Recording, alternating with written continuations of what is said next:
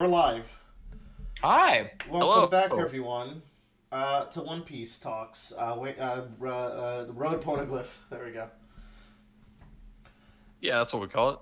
We're starting today in chapter 460, volume 48, which is more Yeah. Thriller Bar goodness.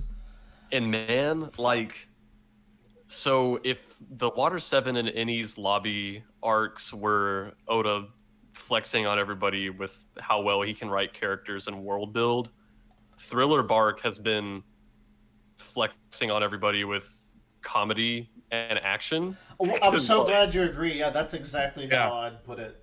I rereading this arc, I felt the exact same way, Bradley. I was like, wow, this arc's really funny.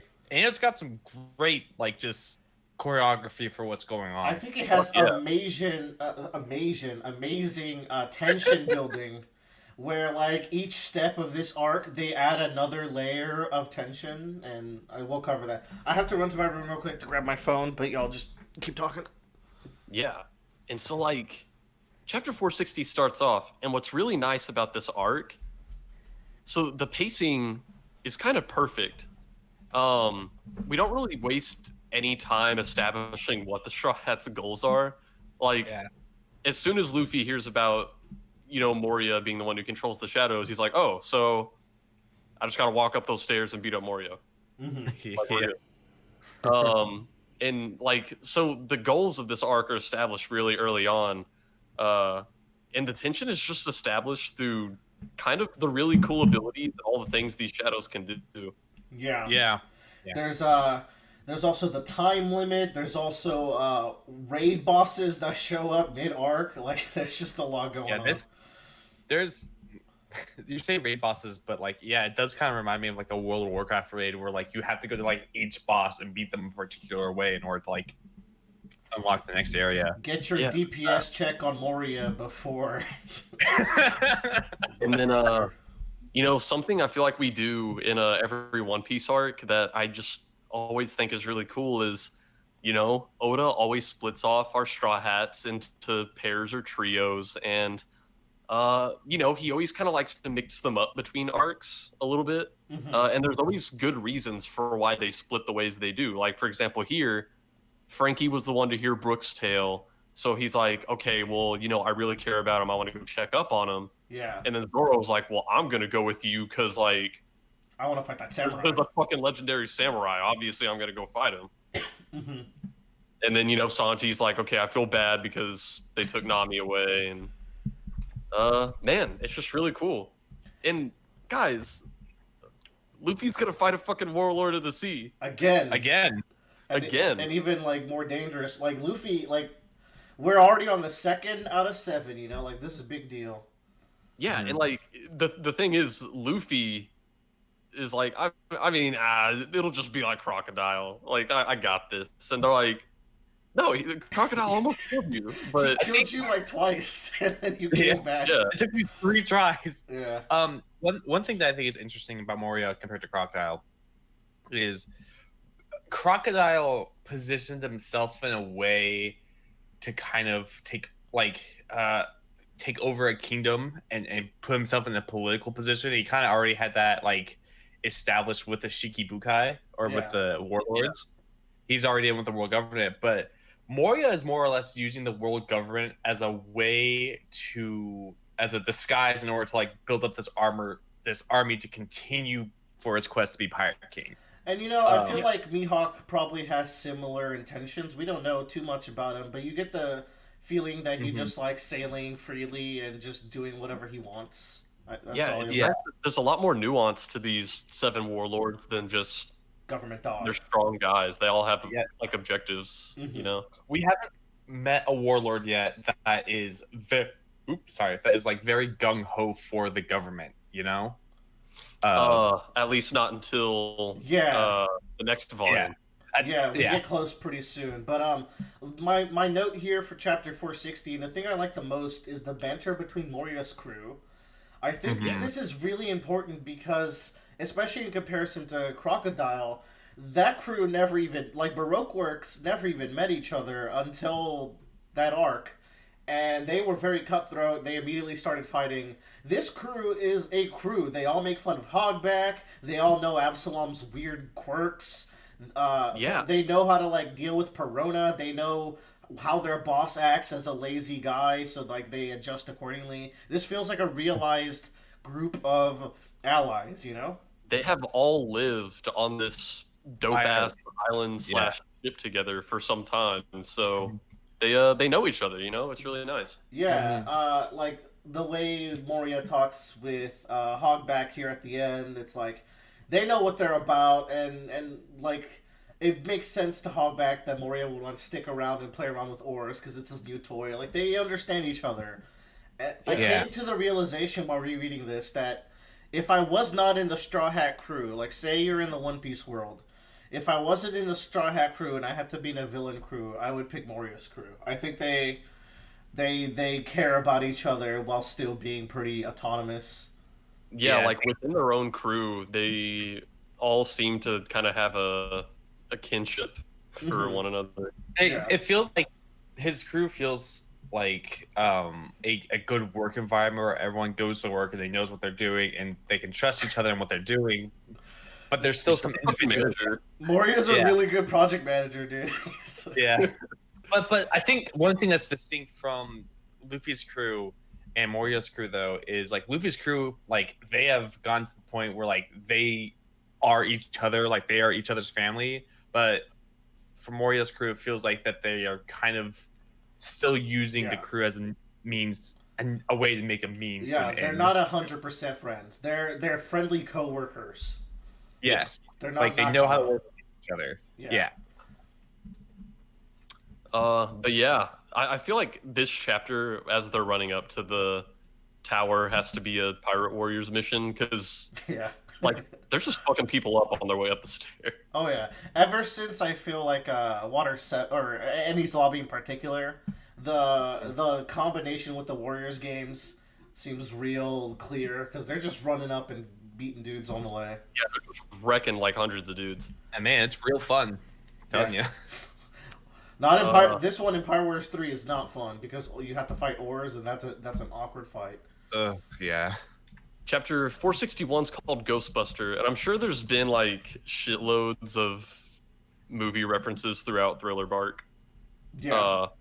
Yeah. But this one's pretty blatant.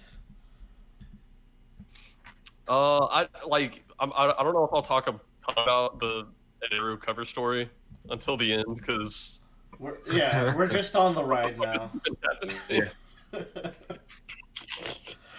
But yeah, I was really surprised at the beginning of this chapter about like how quickly Luffy caught up to Moria. But I guess before talking about Luffy and Moria confrontation, you got to talk about Chopper and Hogback because Hogback was a hero for Chopper, and I'm really glad because it's been a while since we got like a very Chopper centric encounter like this, especially a doctor centric Chopper.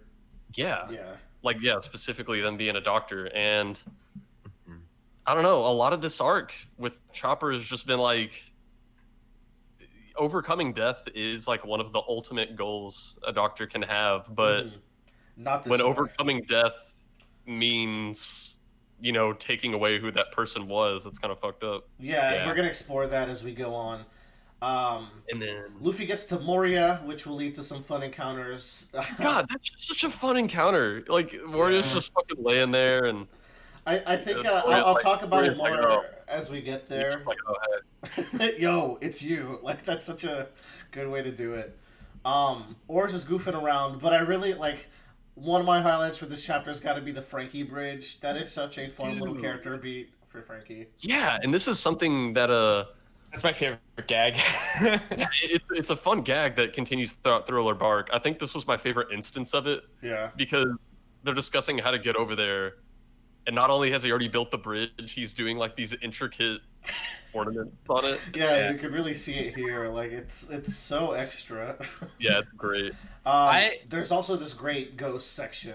Go on, Joe. Before we go, I was gonna say that like I think Oda does a really good job in this arc, and just because we already knew Frankie was like really good in like the ship and part of like the whole ship aspect of it, but now we can see that like that carpentry skills can really translate just on the battlefield itself. Yeah, that's fun. So it like I really like it when Oda he really gets into the adventure part of things. Like adventuring is more than just punching somebody; it's also overcoming the obstacles that are put in front of you. And so whenever you have a crew member that has a new skill set, you can make new obstacles that they can overcome. And it's just he's done that with Robin floating, with the angel wings. Yeah. Frankie's got his construction that allows them to cross gaps. A lot of fun stuff. Yeah. But most importantly, Usopp's depression being weaponized is amazing. Yeah. I love it. Yowza! Whenever they all get hit by the hollow attack, I just really like how personalized all of their depressions are. Yeah, it feels intentional. Like, these aren't just because, like, Frankie was a street rat, and he's like, I wish a stray dog would step on me. And Zoro's is, like, more honorable, where he, like, apologizes to its teammates about standing on the same ground as them. That's so good. I don't know, I really like it. Sanji compares himself to a mackerel, which mackerel. is food. But yeah, Usopp's weaponized depression is a really fun part of what's coming up. It's such a good gag, and it's so true. You got Absalom being a creep, goofball. Fuck you, Absalom. That's for next chapter. You say the depression part's great, but I really like the gag comes after it, where now they have to like cheer on Usopp to try to. Right? Perona and her ghost being like, "It's okay, buddy." He's like, "Shut up." Yeah. They're like, life's not that bad. Yeah, that's great. That is very funny. It's great. Neru's trying to kill people. I really like it's like the fourth time they've used this gag where it's like, attack now, ask questions later, and it just keeps working out because these little guys are robots, so he's just like supercharging them more. I believe this is now going to go into the Usopp fight. Well, not quite yet. Actually, we're still jumping around.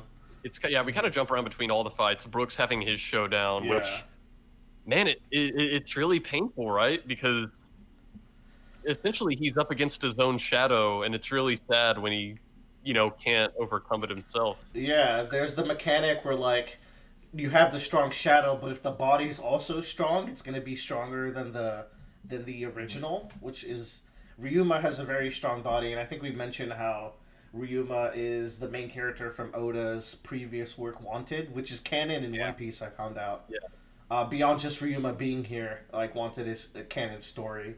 I really like Brook talking about, like, you're using these attack names, but you don't know what it means to me, like, where they came from. Which is really... I like that. Like, him saying that ties back into the ideology difference between Chopper and Hogback, where it's like, I mean, just because they have the same body as someone, or maybe even if you impart those memories or skills into someone, it's not the same person. They don't know. They don't, Yeah. Yeah. And I like this little note that Brook used to be the commander in arms of a kingdom's fighting squad. We learned this chapter. This feels like a piece of information that's put into the story so that you forget about it, and then it comes up later in the story like, oh shit, I didn't think they would revisit this. Yeah. But yeah, Brook is not doing well, but Zoro shows up for the fated samurai fight. Yeah, it's like we had to have our samurai fight. And I'm excited to talk about that one. That's like one of the tightest fights in One Piece because it's just one chapter. Oh yeah. Oars is going to tell all those zombie generals that were earlier in the arcs, like how are they going to fit in? They just get stomped by Oars, their own teammate. He gets Gatling. And this is just a good way to like narrow down the action of the arc into all the showdowns we're doing. Like, because you have Usopp versus Perona, you have Ryuma versus Zoro, and we don't we've already been fighting these zombie generals. We get it. Yeah, so, we don't have time to. It's interesting you bring that up because I feel like Oda uses that technique a lot, and it can feel annoying sometimes. Like, oh man, I built up my hope for these guys, but really it's a way to flesh out the enemy forces, but also keep the story at a good pace. We can't spend too much time on all these. So these guys exist, but you're not going to get chapters and chapters with them. Yeah, it's like we got 1 or 2 volumes with them, and then now we use them to show how much stronger the real enemy is. I really like this page and a half spread with Or's Gum Gum Gatling. Oh, dude, Like, it's badass. It's so cool looking. Yeah. And then we're also gonna get fucking Sanji versus Absalom, which had to happen. Yeah. Pirate Sanji versus Mystery Man Absalom. Because, we still don't know his ability yet, which leads us into, 463. This is the encounter that we wanted to get back to, man. But it's interesting because, Moria is often regarded as weak, because he's lazy and he doesn't try. But the matter of fact is, he very effortlessly deals with Luffy here. He's just kind of whipping him around, and Luffy gets like a few good hits in, but Moria's not really bothered by it. So he is, despite being a lazy asshole, he is quite formidable. Yeah, when he's actually fighting, he kicks his ass, but I can see how like fans might dismiss him as weak just because he doesn't choose to fight himself. Yeah, it's like Luffy's not going as hard right now as he was going as Crocodile comparatively, but also Moria might be handling him even easier than Crocodile. And his fighting style, using the Doppelman as a stand, is very fitting with his motivation. We get to see some really fun uses of the Shadow Fruit too, with the bats. And like,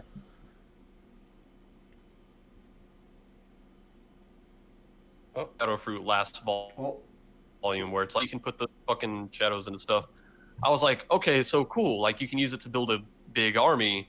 But I was like, I guess Moria himself must be pretty vulnerable. But then these volumes, we get to see all the cool stuff he can do with it, and it's so versatile.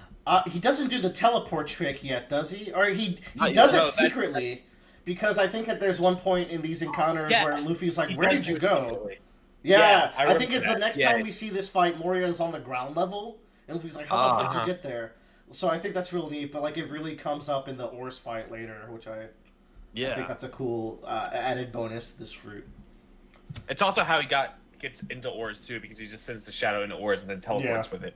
Yeah, it's used as a mystery, but I love this gag that runs throughout the Sanji fight where people will look at Nami and be like, "What? A goddess?" Like, oh, you're all simps in this room.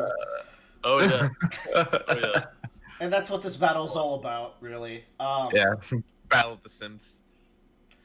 We get I believe Bradley guessed this, because we were like, what is Absalom's attack? And you were like, oh, does he have like a cannon on his arm? And that's exactly what we find out. He said invisible cannons, which was exactly it.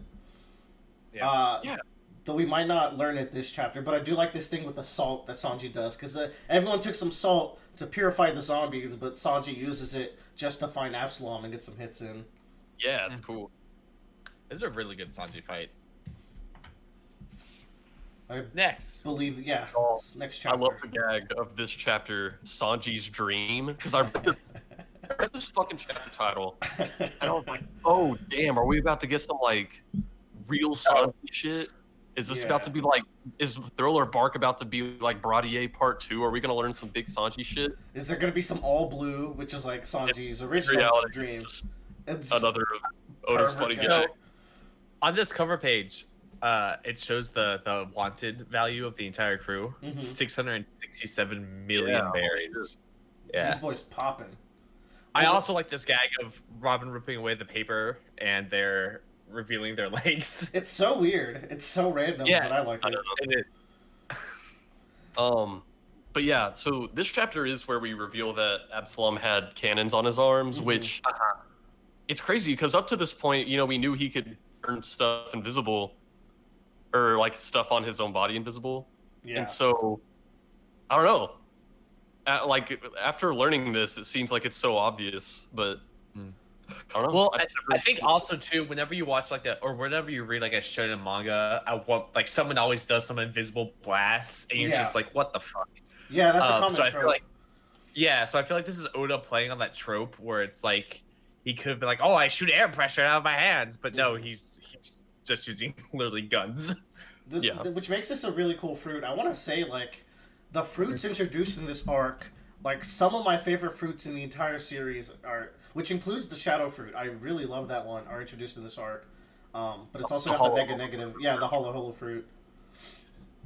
Yeah, Sanji's like, I've always wanted that fruit my whole life, and then a gag they keep doing is that anytime he's talking about what he would do with the fruit, he's like, I'd use it to peep on. I mean, I'd use it for justice. It's a really good gag, and so Sanji. Like, Oda loves shitting on Sanji a little bit, but he'll give him his moments as well to balance. So, most of our exposure, so we've had this knowledge that there is an encyclopedia of devil fruits. It was mentioned in Innie's lobby, and outside of that, it's mostly just been mentioned in like question corners. So it's just cool to get another mention of like, that there is like a database of sorts of devil fruits. There was one more mention that's worth noting, which is Blackbeard specifically was on Blackbeard's crew to look for the darkness fruit for whatever reason. I like Absalom's like. So, like, he had his body transformed, because Absalom's a man, right? So, like, he had that chin installed and, like, all this body, just so he could be, like, have this tough body. But Sanji kicks like a motherfucker, so... And it's funny, because in question corners, people, I think, pointed out that there are animals throughout the island that have, like, human parts attached to them. Like, there's a lion with a human chin. Yeah. So these had, like, body parts swapped. Yeah. Yeah, that could very well be Absalom's chin. It's the same exact like cut pattern too. Oh. Yeah. We're working on another level. Absalom. I don't like how Absalom gets like the Jesus Christ finisher with the cross. Like, I don't think you're deserving of that, Absalom. So one thing that happens in this fight that I think is interesting is Sanji uses his hands. Use is a loose term. I mean, he's still like when he fights. Yeah, he grabs Absalom. He avoids using the hands at all possible. So like he's stabbed and he's bleeding on the floor. So he's like, I have to get this guy and hold him down in order to get his kick in. Even really when he's fighting the stab sequence. Yeah, like even when he's fighting Jabra, like the Wolfman, he uses his leg to like lock him into place before he deals the fighting blow. So yeah, Jesus Christ. Cool finisher. And we're back to Usopp stuff, which is, man, this fight's a banger. I super love this fight. This is, I mean, I'll get to it when we get to it, but this Usopp is never this cool again to me. This is peak Usopp. Yeah. So, this cover story page, like, we were almost at the point where I was like, okay, I understand everything that's going on in this cover story. I was like, and Eru's on the moon, and then I'm like, okay, these little guys, they were made by a guy on Earth, and then I was like, okay, some shit happened on the moon, and their creator choked, so I guess they go up to the moon to take revenge. I was like, cool, I get it. But... and then Eru goes into this cave, and I was like, well, I have no idea what's my understanding of One Piece, actually, a lot changes. So... we get this Usopp fight. It's got that gag that you were bringing up. We're like, they're cheering up Usopp, but we get some stuff on his new weaponry. We get a lot of the fight is figuring out how he can even hit Perona. We get this panel of a giant Perona, which no one has ever made porn of this. Oh, never, ever. I'm sure. Never, ever. that panel changed Bradley's stance on Perona right quick. She has this little trick where she like pretends to grab his heart. So were you able to tell she's astral projecting pretty early? Because like there's a lot of signs to it. Man, the part where she was grabbing his heart, like Oda really had me going because I was really fucking scared, and like the part of my brain that goes, this is too OP to be what it actually should do, wasn't like computing. I was just like, no, don't kill him. Do it. It's just. It's built like a horror scene. It's kind of great because it's so slow because there's so many panels and words going on. Like you're stuck on this like page spread for a long time. It's an entire 2 pages of her in his heart, which is just too much. Heart stuff really gets me going because like it reminds me of like when Jotaro has to pump his heart in part 3. Yeah, and that part makes me so fucking uncomfortable. And then there's just more. Yeah, like the way Perona uses her fruit is great, especially now she's introducing the explosive ghost. It's like, oh, I can't just hide forever. I can blow you up with these little explosion ghosts. Yeah, and man, this arc, I've always found that like, I think one time we joked that Usopp is the tank of the. This motherfucker can take so much damage, and he doesn't have the excuse of Luffy being rubber. Like, Usopp is just a man, and he fucking takes it, dude. Where's the Usopp tank build in the MOBA? Oh, Usopp is a tank dex user, which is very abstract and weird. I love this part where she just flies in front of his face. That is such a creative use of being able to go through people. I don't think I've ever seen anything quite like it. Where she's in front of his face and it makes him run into a pillar. Real clever. And dude, the fact that Usopp has to like channel Sniper King. Oh my god. That is so cool. Oh. Because as soon as he puts on the Sniper King garb, it's like, let's fucking go. Just help me, Sniper King is the iconic like Usopp moment for me. Like. That is so cool. And it's so nice. This creation, like this persona he created to be able to face the Straw Hats, but now it's a persona that was able to survive Ennie's lobby. It's a persona that has a 30 million bounty berry, you know? Like, this is the mask he can put on to be brave, which is really cool. Yeah, I feel like this fight is like where Chopper has that fight in Skypiea and he's like, I'm finally a pirate. Like, this is the point where like Usopp gets his groove back and like really holds on to it. Yeah, because he takes on a fucking powerful devil fruit user by himself. Yeah. What's cool about this fight is absolutely no one else in the crew could have beat Perona. It had to be Usopp. That's really cool. It's such a perfect follow-up to Water 7 and Ennie's lobby where he's so conflicted about his place in the crew, and it's like, here's something only you can do. Man, that really is like, it is the perfect follow-up, and I also like how they don't highlight it as much as you would think. Like, Usopp could have had some panel when he was like, in Water 7 I had my doubts, but here I am. They just show you through the action that, yeah, Usopp has his place, and he's really living up to his role in the crew. Yeah, there's a reason why he's here. Oda does this stuff so subtly. He doesn't have to say it, and yet you know it. Yeah. It's so good. Very cool. Leads us to the next chapter. Yeah, so this conclusion. This fucking cover story, I'm like, oh my god, this is a fucking underground city on the moon. Where are we going? Where are we going? Well, we're going places. But Usopp finds Perona's body. Using the impact dial on the big ghost is fucking nuts. I would have never seen that coming, dude. Dude, Usopp's turning into like a fucking Batman where he has all these devices that they've acquired throughout every arc, and he's just gonna have this fucking arsenal. The missed shot to pin down Perona, using the impact dial to take out the guy, but then like the cockroach plus upgraded version of the gag he pulled on Mr. 4. Brilliant. Yes, dude. That's what I'm saying. Like, that's another fucking Batman where it's like we haven't seen that in so long, but we know he has that.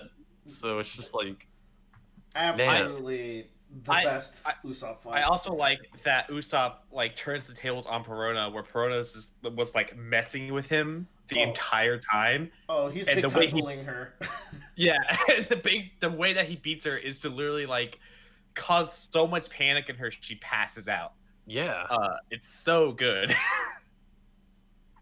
Yeah, that's what a great fight. He's even like relatively humble. Like, Usopp's such an asshole in the earlier arcs. He's like, yeah, I'm great whenever he does anything, but he's just like, yeah, man, you can't beat me. And then we can transition into the legendary samurai fight, and holy shit, guys, this is pretty nuts, dude. Some high energy sword action here. I will say it now. This is my favorite arc of combat in any One Piece arc, and it's because of these two fights, but then also the primary fight. Like, we're about to get into a singular chapter that is just pure Zoro v Ryuma action, and it only takes one chapter. Oh yeah, it is high octane, like you said. And they have this fake out where they make you think that Zoro lost in the beginning. Mm-hmm. But then you get the flashback. Just these guys are crazy. They're doing their dumb One Piece samurai shit where they're shooting beams at each other. Just a great time. Oh yeah. That chapter's just all action, baby. Yeah, I believe it. Yeah. All action, all fire. Pirate Zolo. Before we get there, Anaru turns on the whole city, so you know shit's about to attack city first. Ask questions later. Ask questions later. So we had a discussion on the Discord about Zoro's demon sword, and what we came down to is that it has been mentioned a few times, and Bradley was wondering if it's mentioned in the future. Yeah, I was losing my fucking mind. I was like, I thought the curse was gonna be more relevant, but yeah, the ultimate answer to that is it's important, but way less important than you thought it would be originally. Yeah, I don't know. I thought it was like whenever we heard about that, I thought it was setting up for like the next arc. Like, oh, this is gonna be a plot point, but. And then several hundred chapters later, we're like, oh wait, yeah. Yeah, I was like, maybe I should ask about this because I've been. I will bring up two notable moments of the sword curse being like primed in your head, and that's in Whiskey Peak. The sword cuts what Zoro doesn't want it to cut, which I think goes nicely into Alabasta, where that arc has him like controlling what he's cutting. Just weird swordsman shit in One Piece. That's just how it is. And then. Yeah. In Water 7, when he gets stuck in the chimney, he's like, my sword is over there. And I believe Chopper's like, how do you know that? And it's a cursed sword. I can feel it. So he has he does have this weird connection with this. And he calls the sword the Trouble Child. Sword sense. Sword sense. Yeah. That's Zoro's ability. I think thinking about it, like, it's definitely something set up for later. But it's not like a curse where it's like, if you don't feed me blood every 24 hours, I'm going to eat you, that kind of deal. It could have been, but it's not. It could have been. I think it's more of it's definitely like a control kind of deal. And like, I don't know. It's just your ability.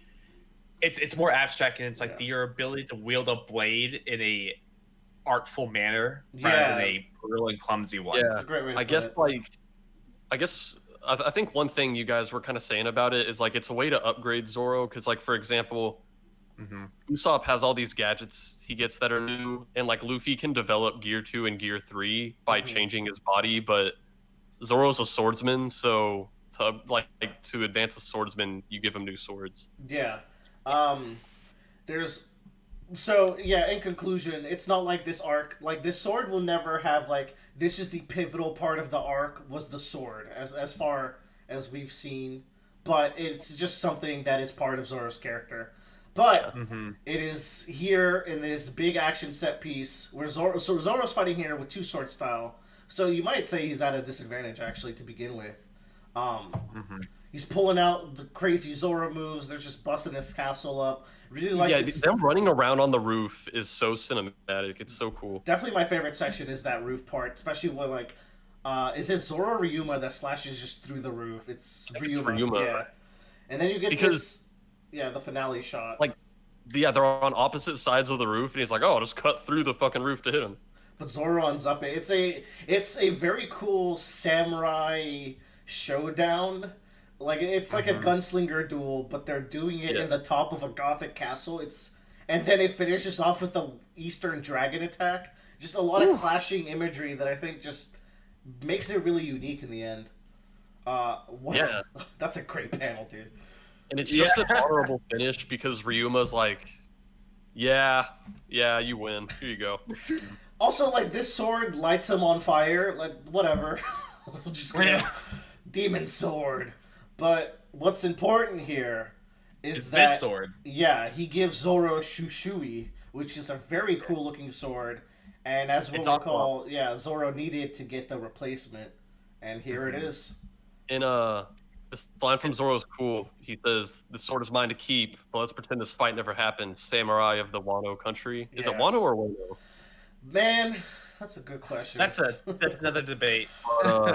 I put a sticky note there just because I'm aware that is like the current arc of One Piece. So I read that and I was like, oh, fuck. Yeah. And like you can imagine sword stuff with Zoro will happen in Wano, but that's in another 400 plus chapters. I can't wait for him and Mihawk to showdown at Wano. Oh boy. So I think when we're thinking about One Piece, I feel like Oda likes to plant his seeds like very early on. He does. But the thing is, seeds grow and you have to harvest them. So I think we're coming now to the point where a lot of seeds that Oda has planted previously is starting to like harvest, and now we're planting a lot more seeds. I'll say, plant more seeds because we're about to go into the new world. Yeah, exactly. Yeah. I will say, have you noticed how many times Wano's mentioned in this arc? It was introduced in this arc, but it's also mentioned quite a few times. Yeah, There's I think it was mentioned. Moria. I think it was mentioned at least 2 other times in this arc. Yeah. So a lot of stuff set up in this arc will come back much later in Wano or Wano or whatever you want to call it. But that's that fight. What kids are calling it these days. Well, is that blade the same as Mihawk's or no? Like you're asking if it's a black blade? Yeah. It is not a black blade. That blade is like the second tier strongest. Okay. I believe. Yeah. Okay. So this is the part of the cover story where I was like, I give up. I don't know. Yeah. What the fuck happened here? Because like these guys were invented by the fucking guy on the Earth, right? Well, does that maybe flip our understanding? That guy was not from the Earth. He just maybe happened to be in the Earth. It's wild, man. That begs a lot of questions, but not as many questions as I think the next couple will. Here's the hogback fight. This is really a... Well, hold on. Whoa. We got a very important question corner here. This is like wee woo alert. All right. Ooh, go, hit me. This is wee woo alert. So one of the readers is like, in volume 46, Usopp said there are no 2 powers that are the same in this world, but this seems different from what was being said in a question corner in volume 45. Since the gum fruit is in the encyclopedia, that means the one Luffy ate couldn't be the first of its kind. Beautiful and intelligent Oda, please clarify this for me. And Oda says, wire. So Oda says a more accurate thing to say would be, in this world, no 2 powers exist at the same time. And then Oda, gives us a little tease. He's like, there's a certain scholar who will appear very soon who will explain he says, a scholar who will appear in the upcoming story who will explain what the devil fruits are soon. Can I give you a small spoiler, Bradley? It's just a funny It's not soon. It's super not soon. This is the biggest lie he's ever told. Yeah. Anyways, so I think that paints a pretty... I think you can throw your theory and be 100% correct now of what's going on with these devil fruits in this encyclopedia. Possibly. If you want to throw a theory out. A theory out about the devil fruits? Yeah, how can this phenomenon be when there can only be one, but there's a catalog of them? I don't know, dude. All right. It's the last thing on my mind in One Piece right now. Yeah. That word though. So now we do get to the Chopper fight, which is like, it's not really a fight as much as it is Chopper really just getting to be a doctor with opinions about what it means to be a doctor, which is great. I love that. Yeah. That's the real battle. Yeah, and it's very much a philosophical battle. Sindri, like, Hogback is such a incel motherfucker where he gets rejected by Sindri and then zombifies her. And, like, the complete dominance he has over Sindri is very uncomfortable. Because just he birthed her to control her like this, which is very... Like, this moment when Chopper yells, they're not alive. He's like, they are dead bodies that you are forcing to move. That is a huge difference between them being alive. Yeah, man. And he's a doctor that's, as Chopper says, you've caused as much misery for the people as the many zombies you've created. So he's a doctor that's spreading misery, which is super not what Chopper's about. And y'all, like, whenever Hogback gives her an order and Sindri, like, stands there crying and she can't move and she doesn't know what to do, that is, like, horror, and it's so sad, and it's so good. Yeah. That's a really touching moment. Oh my god. Sindri's been a part of the crew too. Like she's been in all those like Moria crew panels, and she's the one that's like joking on Hogback, and everyone's like, "Oh, Sindri, you always do that." So like everyone here knows Sindri, but like she's not here by her will necessarily. It's a very complex idea, and they don't give you an answer at the end. It's like, is does a soul exist within the body? Is there a remnant of a soul? We're not going to answer it. We're just going to throw that question out there. Man, some wild shit. Some wild shit. And Eru has an army now. That's all I gotta say about that. Yeah. So, right, like, so these little guys are like, they recognize these other guys. Maybe they all have an exclamation mark. Eru doesn't care. I really like that. Eneru's question mark has his symbol built into it. The 3 Tomoes, as they're called. That's cool. Robin gets to actually help here. She's like, combo. This is the beginning of what's going to be the tag team showcase of the century, because this arc has so many insane tag team attacks. Oh my god, dude! And this is like so many tag team attacks in Thriller Bark. It's ridiculous, but it's easy to forget that it starts here with this super suplex attack. Which, huge blue balls, because we show the wind up for the suplex, and then you turn the page, and it's like, oh, I can't come yet.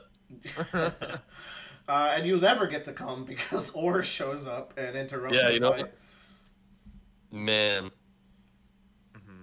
I do really like this panel where Or's busting through. You can still see the motion of, like, this. There's just so much motion going on in this panel. Like, you can see the arc of the guy falling, of Chopper suplexing, and Sindri, like, being held still but being tilted at the same time. That's so cool. On, it's like, the part I like the most is the floor there is breaking, which means that Chopper is, like, tilting to an extreme level now. Yeah. This is such a good chapter to come near the end of the volume, because this whole volume has been the Straw Hats, fighting this crew. And at this point, they've almost all wrapped up their fights and kind of dominated them. And then Or's kind of blows through all of their fights in this chapter and kind of fucks it up for everybody. Indeed. Yeah.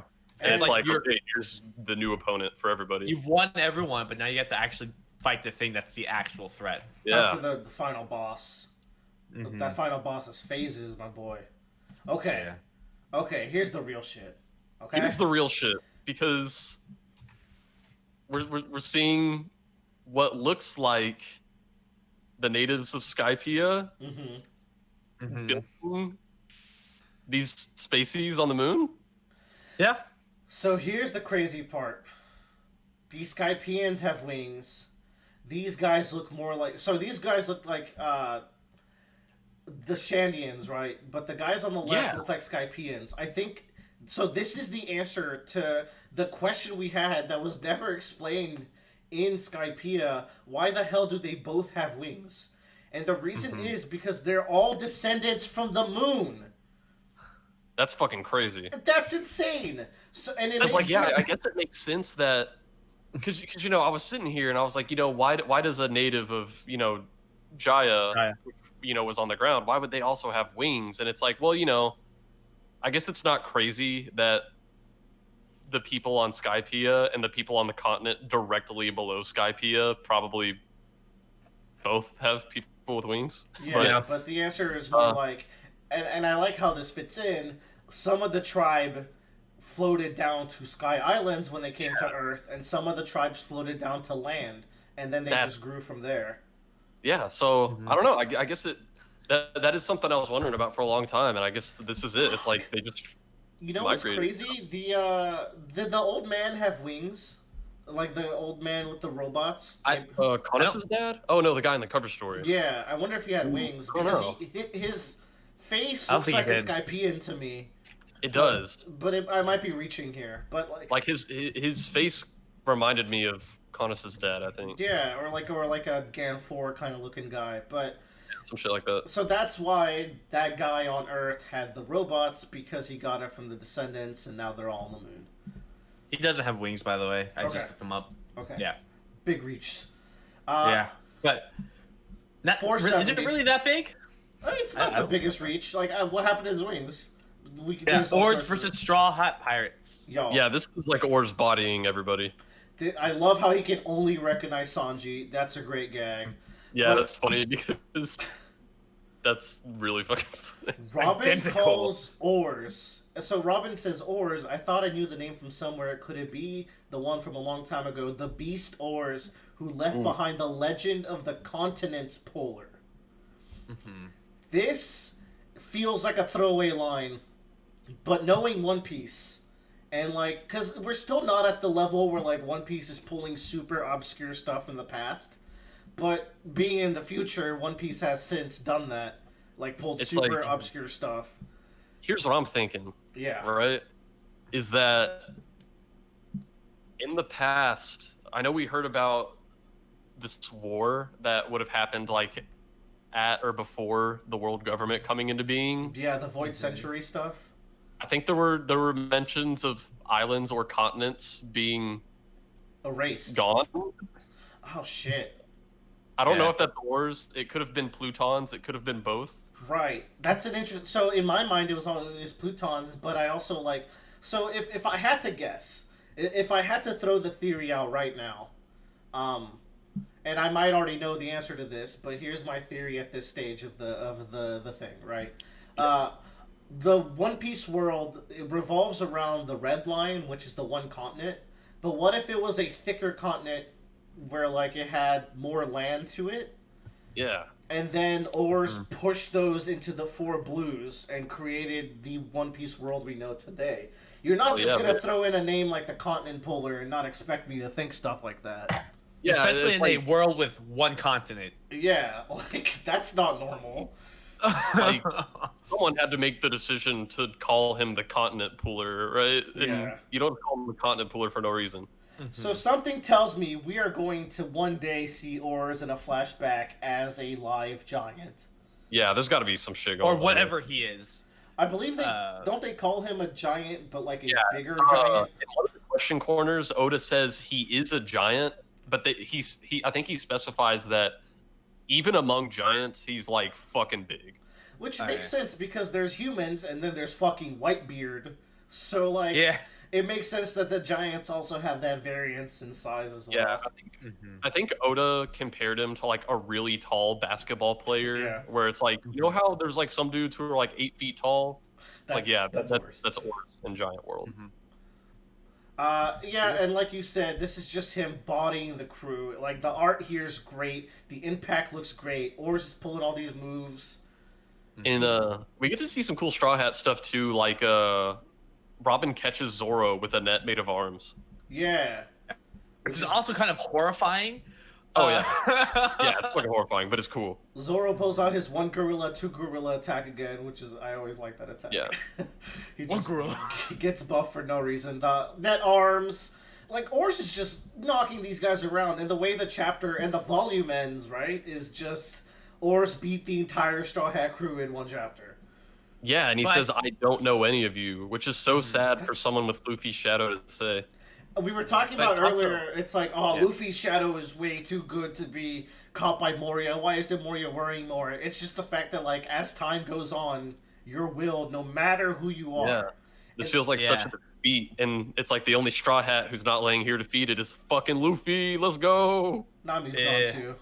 Willer, you say your will gets broken down, but that reminds me of another character later. True. Which is ironic, I think. Does that end the volume? That ends the volume, The volume. Nice. What everybody buy Toriko. No. Yeah, we talked No, about everybody buy Rurouni Nisekoi. No. Okay, everybody buy Toriko. There we go. Show me the true buy. Everybody buy Siren. What's Siren? I don't know. Is it with a P or an S? It's like P-S-Y-R-E-N. You think it's like a psychic siren, like a psychic hot girl that like? I think so. That's what solves sounds crimes. No, everybody the main character looks like an edgy, like blue exorcist looking dude. Everybody buy Tagami Bachi. You're just going off the rails. All right, catch y'all next time for volume 49. Goodbye, everyone. Bye.